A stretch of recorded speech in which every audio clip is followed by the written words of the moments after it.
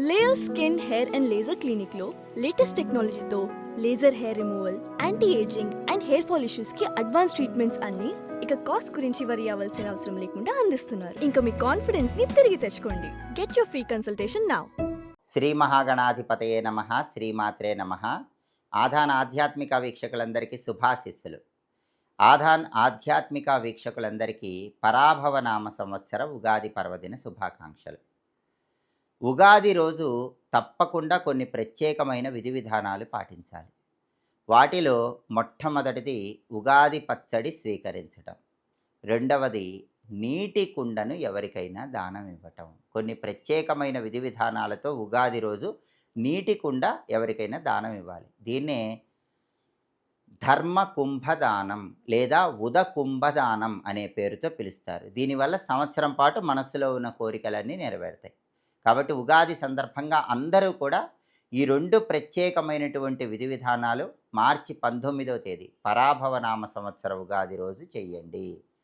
ఈ రెండు విధానాల్లో మొట్టమొదటిది ఉగాది పచ్చడి స్వీకరించడం. ఉగాది పచ్చడి తీసుకోవటం వెనుక అద్భుతమైన ఆరోగ్య రహస్యాలు ఉన్నాయి. ఉగాది పచ్చడిలో అందరూ కూడా వేప పువ్వు కలుపుతారు.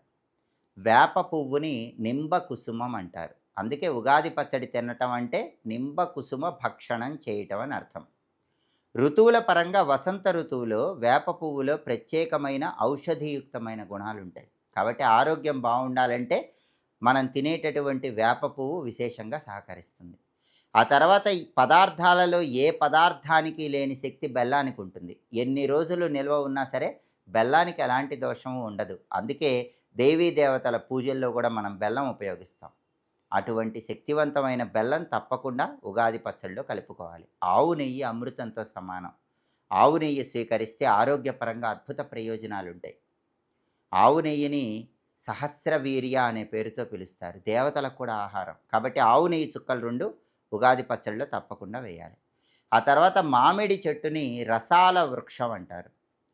దైవాన్ని, భగవంతుణ్ణి రసోవై సహా అంటుంది వేదం. అంటే మామిడి చెట్టు అంటే సాక్షాత్తు వేద ప్రమాణంగా భగవత్ స్వరూపమైన చెట్టు.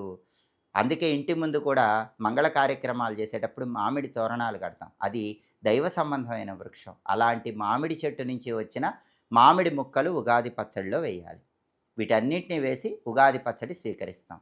షడ్రుచుల సమ్మేళనమైన ఉగాది పచ్చడిలో ఆరోగ్య రహస్యాలు కూడా ఉన్నాయి. ఉగాది పచ్చడిలో వేప పువ్వు మనం ఆహారంగా స్వీకరిస్తే జఠరాగ్ని వృద్ధి చెందుతుంది. వాత దోషాలు తొలగిపోతాయి. చర్మాన్ని కాంతివంతంగా చేసే శక్తి వేప పువ్వుకు ఉంటుంది. ఎముకల వృద్ధికి కూడా వేప పువ్వు సహకరిస్తుంది. ఈ వేప పువ్వు అనేది చేదుకు సంకేతం. ఆ తర్వాత ఉగాది పచ్చడిలో బెల్లం ముక్క మనం ఆహారంగా స్వీకరిస్తాం.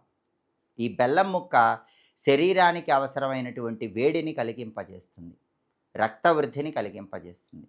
ఆ తర్వాత ఉగాది పచ్చడిలో కొత్త చింతపండు వేస్తాం. ఈ కొత్త చింతపండు కూడా ఆరోగ్యపరంగా అనేక రకాలైన దోషాలను తొలగింపజేస్తుంది.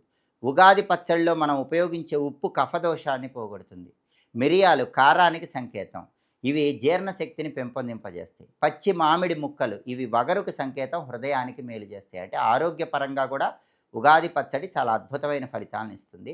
అలాగే ఉగాది రోజు అందరూ కూడా ఉదకుంభదానం చేయాలి. దీన్నే నీటి కుండ దానం అంటారు. ఈ నీటి కుండ దానం ఎలా ఇవ్వాలంటే ఉగాది రోజు అందరూ కూడా ఒక కొత్త కుండ తీసుకొని, చిన్న కుండ, ఆ కుండకి పసుపు రాసి కుంకుమ బొట్లు పెట్టండి. ఆ కుండలో కొన్ని నీళ్లు పోయండి. ఆ నీళ్లలో పసుపు, కుంకుమ, అక్షింతలు, రకరకాల పుష్పాలు వేయండి. ఆ తర్వాత ఆ కుండ మీద ఒక కొబ్బరి బొండం ఉంచండి. ఆ కొబ్బరి బొండానికి పసుపు, కుంకుమ, గంధం రాసినటువంటి దారాలు 3 చుట్టండి. అలా చుట్టిన తర్వాత ఈ నీటి కుండ కొబ్బరి బొండంతో పాటు ఎవరైనా బ్రాహ్మణుడికి దక్షిణతో పాటు కలిపి ఇవ్వండి. దీన్నే ఉదకుంభ దానం, నీటి కుండ దానం అనే పేరుతో పిలుస్తారు. ఇలా ఉగాది రోజు ఎందుకు ఇవ్వాలి? దీనికి శాస్త్రంలో ఒక శ్లోకం చెప్పారు. ఆ శ్లోకం ఏంటంటే, ఏష ధర్మ ఘటో దత్తో బ్రహ్మ విష్ణు శివాత్మిక అస్య ప్రధానాత్ సకలం మమ సంతు మనోరథ. శాస్త్రంలో చెప్పిన శ్లోకం ఇది.